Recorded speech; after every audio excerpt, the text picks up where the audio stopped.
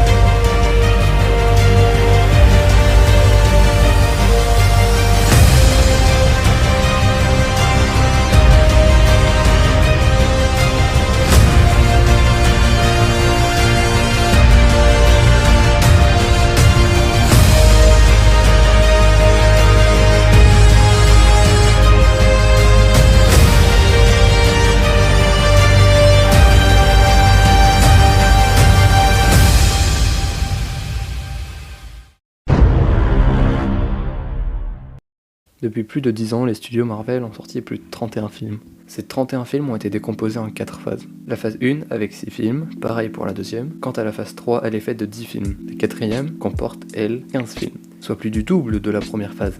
Et pourtant, les durées de sortie restent les mêmes. La phase 4 a pour objectif de sortir entre janvier 2021 et novembre 2022, soit 2 ans pour 15 films. Selon moi, Marvel tire trop sur la corde des effets spéciaux. Et à un moment donné, elle va lâcher. Belle métaphore au passage.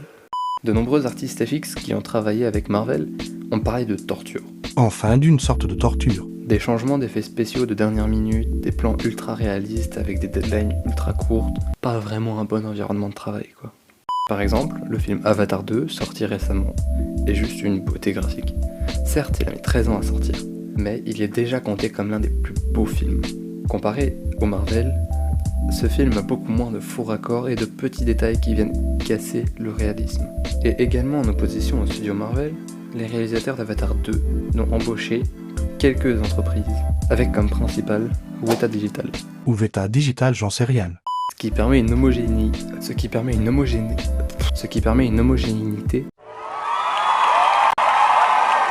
et une meilleure lisibilité des effets visuels. Les studios Marvel en font trop. Grâce aux films du MCU, qui marchent plus que bien et qui génèrent des dizaines de milliards de dollars, ils peuvent se permettre d'embaucher un plus grand nombre d'entreprises d'effets spéciaux.